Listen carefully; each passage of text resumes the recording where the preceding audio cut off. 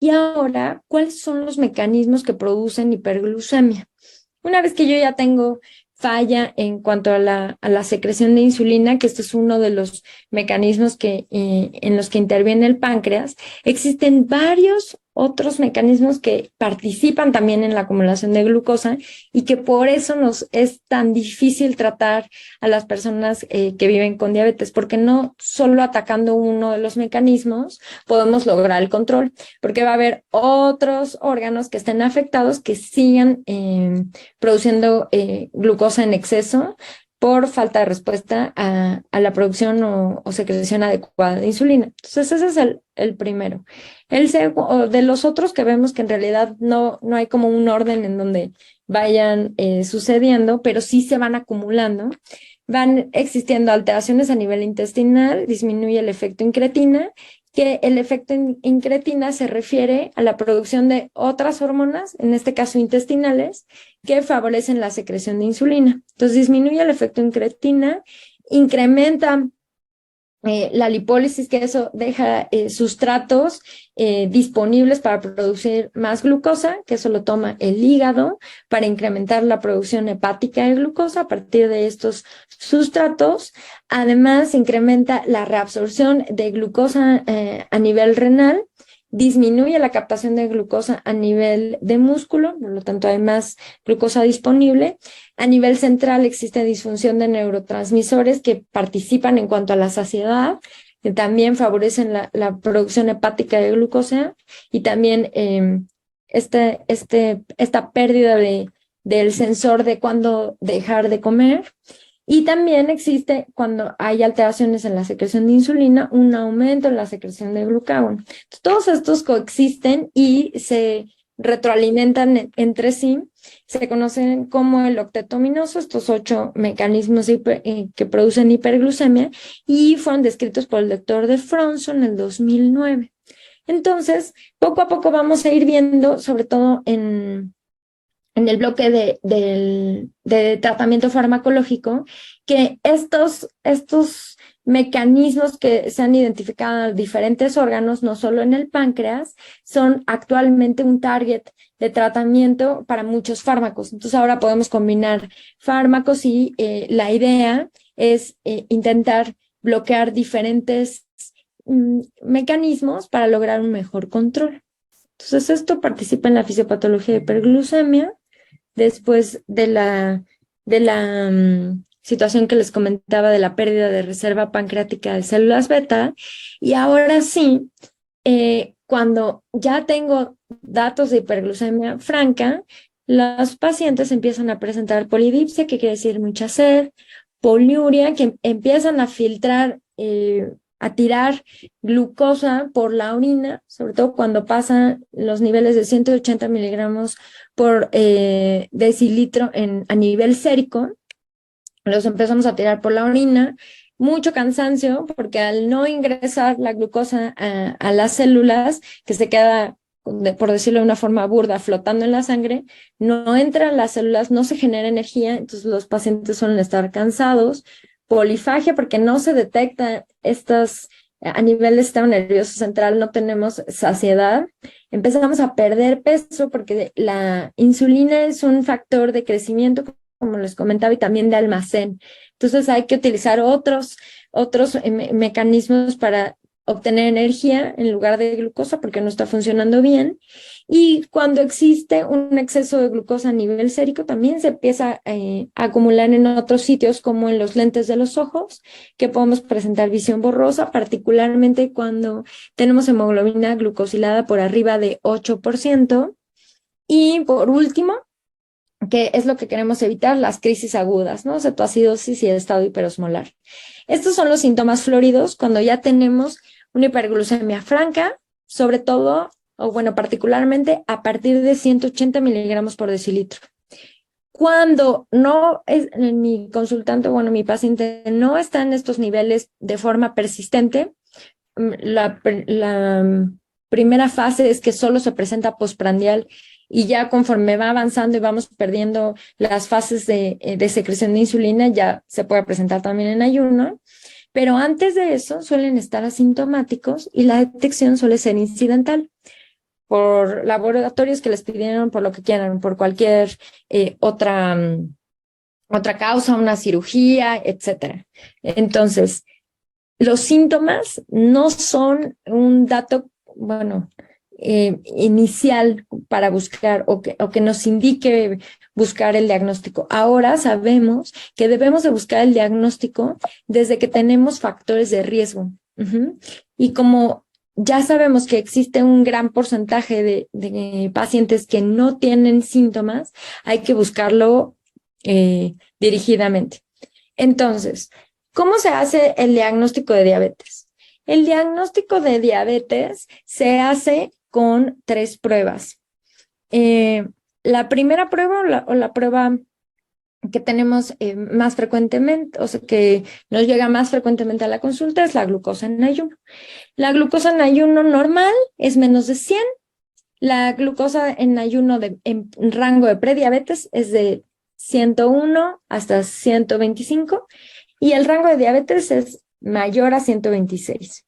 Cuando yo solo tengo esta glucosa en ayuno, debo de tener al menos 2 pruebas alteradas. Como hablando de la glucosa en ayuno, solo es un momento del día, se sugiere que la complementemos con estas otras 2 pruebas, la hemoglobina glucosilada o la curva de tolerancia oral a la glucosa de 2 horas.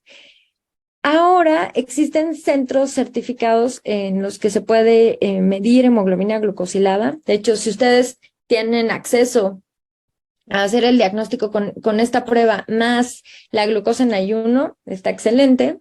Esto se los platico porque la curva de tolerancia oral a la glucosa suele ser compleja, sobre todo en cuanto a la logística, ¿no? Que muchas personas no tienen por sus actividades laborales o de la escuela, lo que quieran, no tienen el tiempo para estar en el laboratorio 2 horas o porque suele ser molesta, sobre todo en las personas que tienen esta fase de secreción de insulina exagerada. Por resistencia a la insulina pueden presentar hipoglucemias, hay que estarlo vigilando. Suele ser una prueba difícil de realizar en cuanto a logística, porque en realidad solo es una carga y medir glucosa. Pero pues son las 2 pruebas que están validadas. Esta curva de tolerancia a la glucosa es la primera forma en la que se hacía diagnóstico. Esto basado en las indicaciones de la ADA.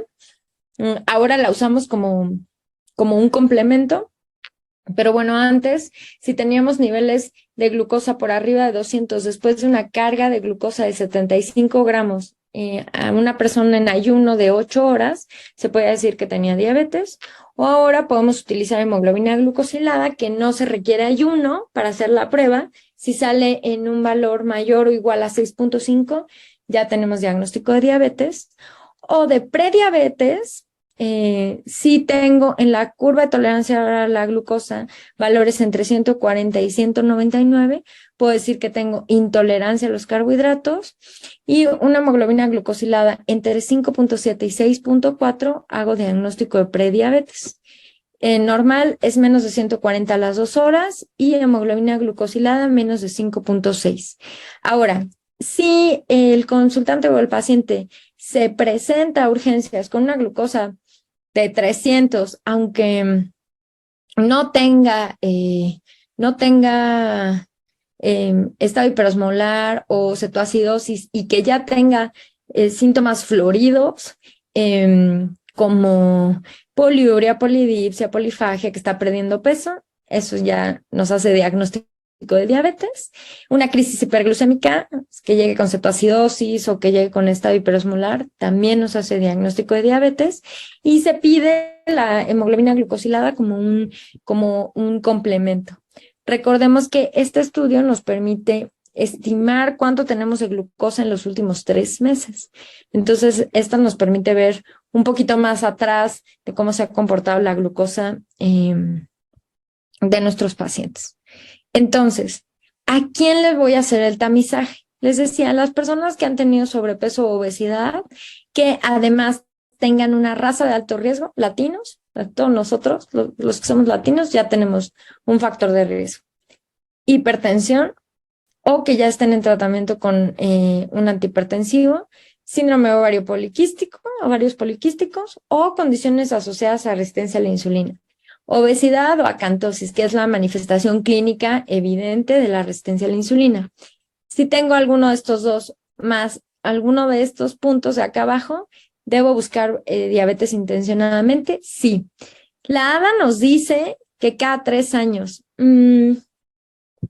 Yo aquí en México trabajo en un centro de investigación de diabetes, que es el Centro de Atención Integral del Paciente con Diabetes del Instituto de Nutrición, y ahí tenemos un protocolo de prediabetes, en donde hemos visto que las personas que cumplen con criterios de prediabetes, en los siguientes 2 a 3 años, una de cada 4 desarrolla diabetes. Entonces, a esas personas hay que hacerles el tamizaje antes. O sea, hay que pedirles hemoglobina glucosilada, curva de tolerancia a la glucosa, si es posible cada año, porque el porcentaje de que avancen a diabetes es muy grande.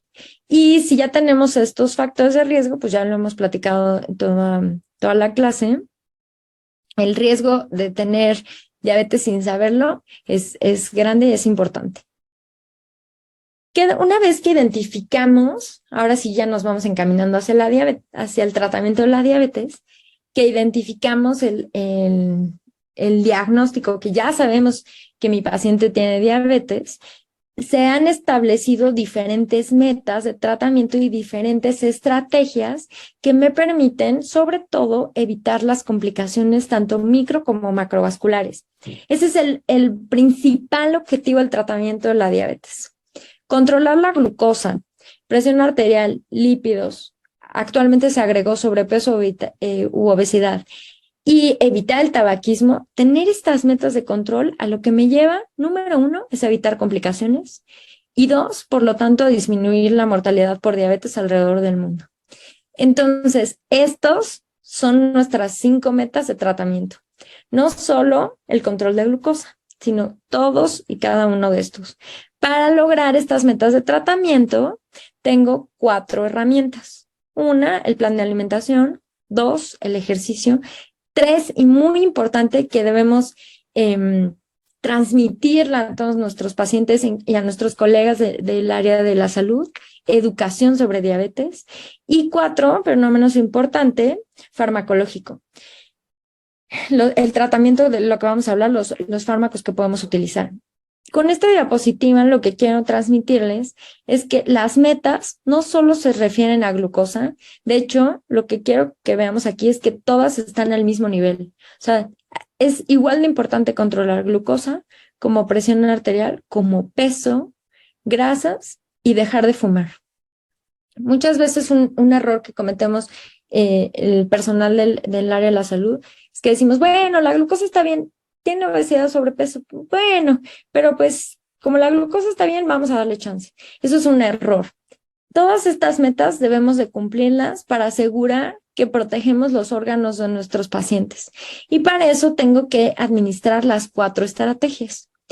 Si yo dejo que mi paciente solo haga dieta y ejercicio, me voy a perder de ciertos beneficios que actualmente tenemos con nuevos fármacos.